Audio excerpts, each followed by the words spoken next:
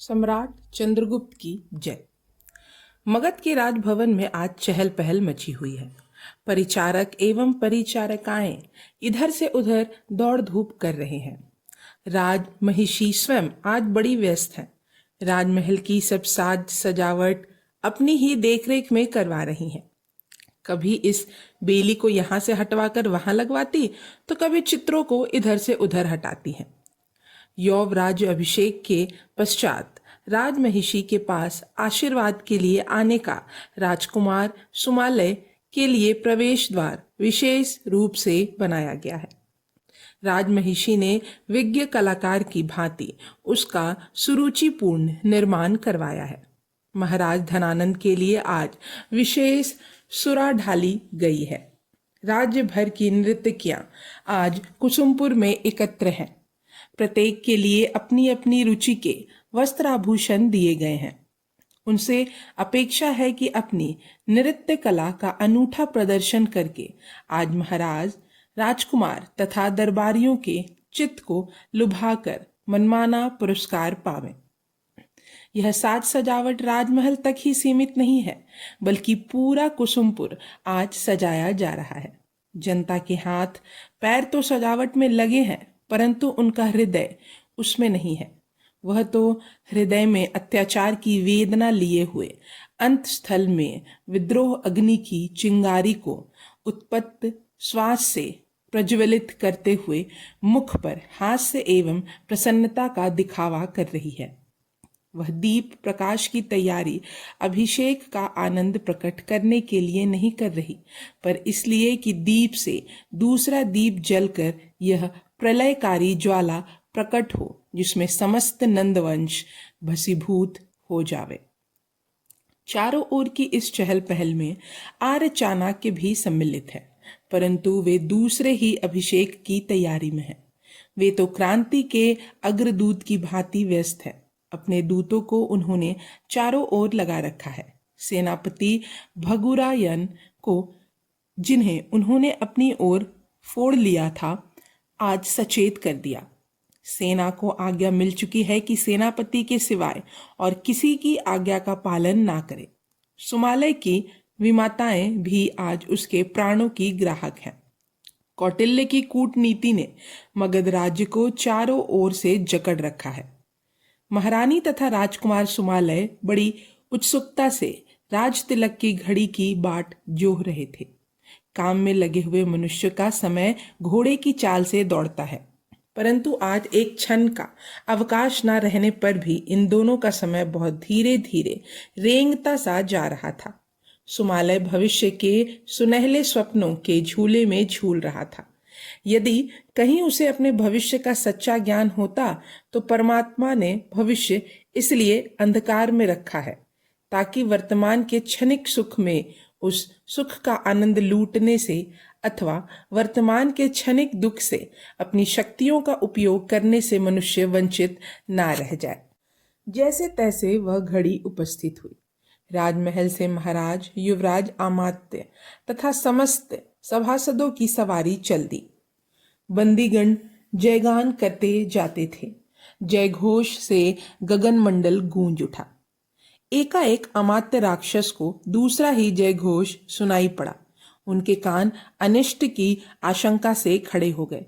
सेनापति ने कहा कि महाराज के जयघोष की सुदूर हिमालय से टकराकर लौटने वाली प्रतिध्वनि होगी, परंतु यह तो विलासी धनानंद के अत्याचारों से क्षुब्ध प्रजा की आहों की प्रतिध्वनि थी, जिसकी गूंज विनाशकारी तूफान की भांति प्रतिक्षण बढ़ती जा रही थी। अमात्य राक्षस को संतोष नहीं हुआ। उसके हृदय में व्याकुलता थी। उनके कान आसपास के तुमल नाद को ना सुनकर दूर के ही जयघोष को सुन रहे थे। इतने में ही दूत दौड़ता हुआ आया। माथा ठोक कर अमात्य राक्षस के सम्मुख खड़ा हो गया।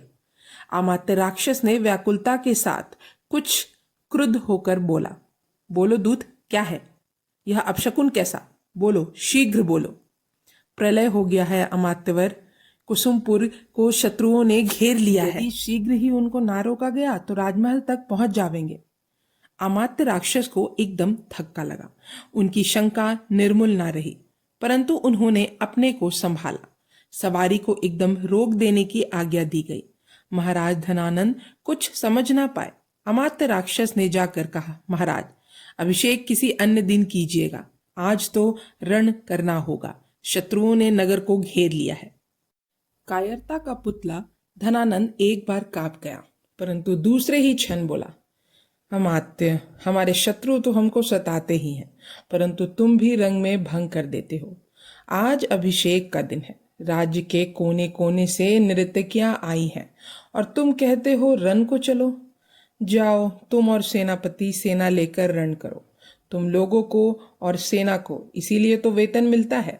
तुम अपना काम करो और हमको अपना करने दो, सवारी को आगे बढ़ने दो। अमात्य क्रोध से दांत पीस कर रह गया।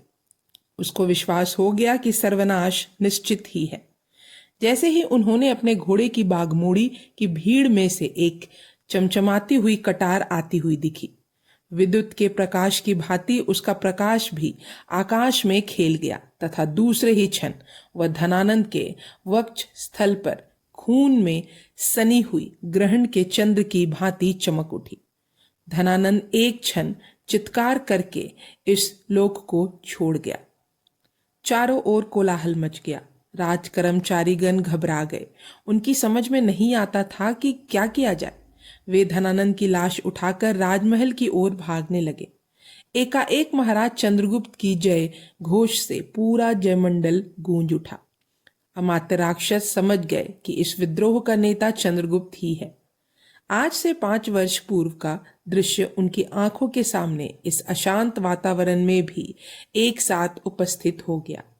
उन्होंने सेनापति को पुकारा, परंतु सेनापति वहां नहीं थे। वे सीधे सेना स्थल पर पहुंचे जहां रणभेरी बजाने की आज्ञा दी। उनके आश्चर्य का ठिकाना ना रहा जबकि उनकी आज्ञा की अवहेलना की गई। सेना तो सेनापति की ही आज्ञा मानती है मात्यवर, एक सैनिक ने अभिवादन करके नम्रता पूर्वक कहा।